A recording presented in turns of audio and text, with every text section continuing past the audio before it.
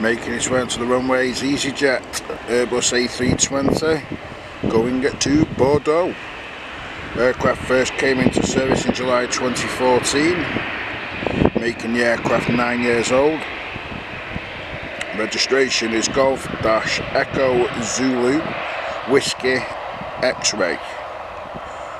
It's going to be flying just shy of 520 nautical miles. I'll keep quiet because it's on its way.